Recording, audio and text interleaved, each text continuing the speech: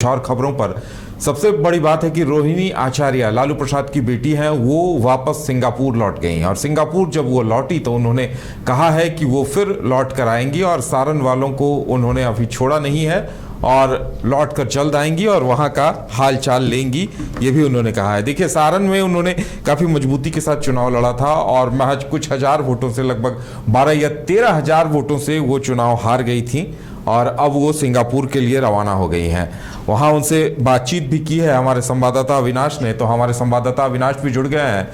अविनाश, रोहिणी आचार्य की तरफ से क्या कुछ कहा गया इस मौके पर?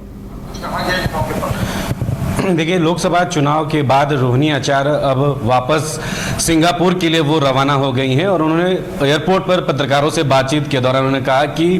10-15 दिनों के लिए वो अपने बेटी से मुलाकात, अपने बच्चों से मुलाकात करने जा रही है और वापस वो आएगी और सारण के जनता को वो धन्यवाद देगी, जो जनता ने उनको समर्थन दिया, उनको प्यार दिया। देखिए, जो सारण से इंडिया गठबंधन की प्रत्याशी थी रोहिणी आचार्य, वहाँ राजीव प्रताप रूडी बीजेपी के वर्तमान 2 बार सांसद भी पहले रह चुके थे और इस बार भी 13,000 के मार्जिन से सिर्फ जो है वहाँ पर परिणाम सामने आए। तो रोहिणी आचार्य को भी अच्छा वोट मिला है, लेकिन जिस तरीके से जो छपरा में फिर से गोलीकांड का जो मामला है, उस पर रोहिणी आचार्य ने राजीव प्रताप रूडी जो मौजूदा सांसद हैं, जो इस बार चुनाव जीत कर आए, उन पर उन्होंने तंज कसते हुए कहा कि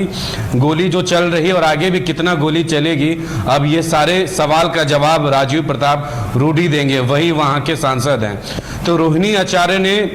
राजीव प्रताप रूडी पर बड़ा प्रहार किया है, तंज भी कसा है, लेकिन रोहिणी आचार्य को लेकर यह भी कहना काफी दिलचस्प होगा कि जिस तरीके से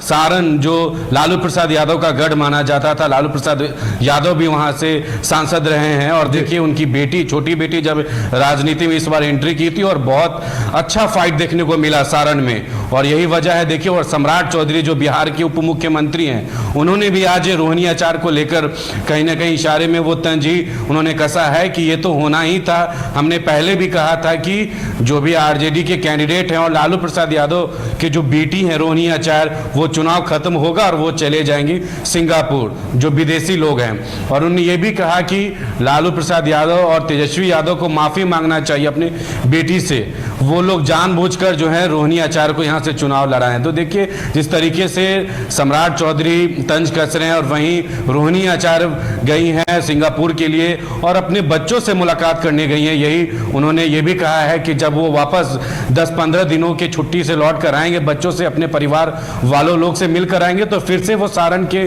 धरती पर जाएंगी, अपने समर्थक सारण के कार्यकर्ताओं से वो मिलेंगी और सारण की जनता के बीच में रहेंगी। तो आगे के लिए भी रोहिणी आचार्य जो है वो तैयारी कर रही है। लेकिन बिल्कुल, नीतीश कुमार को लेकर भी रोहिणी की तरफ से कोई टिप्पणी की गई है अविनाश?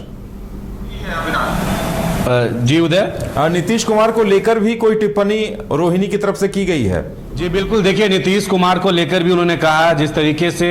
जो शपथ ग्रहण था चंद्रबाबू नायडू का, वहां पर नीतीश कुमार नहीं पहुंचे और यही उन्होंने रोहिणी आचार्य ने इसको लेकर कहा है कि नीतीश कुमार के शायद तबियत खराब होंगे, तबियत बिगड़ी होगी, इसलिए हमारे चाचा आराम कर रहे हैं, उनको आराम करने दीजिए। उनसे यह भी सवाल किया गया कि ये सरकार जो है लंबी चलेगी या फिर नहीं, क्योंकि लगातार जिस तरीके से जब से ये सरकार बनी है उससे ये सवाल खड़े हो रहे हैं। आज भी आपने देखा होगा, ये खबर हमने भेजा, जहां बक्सर में जो आरजेडी से इस बार सांसद बने हैं सुधाकर सिंह, उन्होंने भी ये बात को कहा कि आने वाले 10 से 12 महीने में सरकार गिर सकती है और नीतीश कुमार किंग मेकर की भूमिका में थे, पूरा देश में उनकी चर्चा थी। और आज भी रोहिणी आचार्य ने कहा है कि नीतीश कुमार हमारे साथ आएंगे या फिर नहीं आएंगे, लेकिन वो हमारे अभिभावक हैं, हम लोग उनसे आशीर्वाद लेते रहते हैं, बड़े हैं, हमारे चाचा जी हैं और आगे भी आशीर्वाद लेते रहेंगे, लेकिन नीतीश कुमार ही तय करेंगे कि वो कब आएंगे और हमारे साथ, मतलब वो राजनीति में फिर से उनके साथ कब आएंगे। तो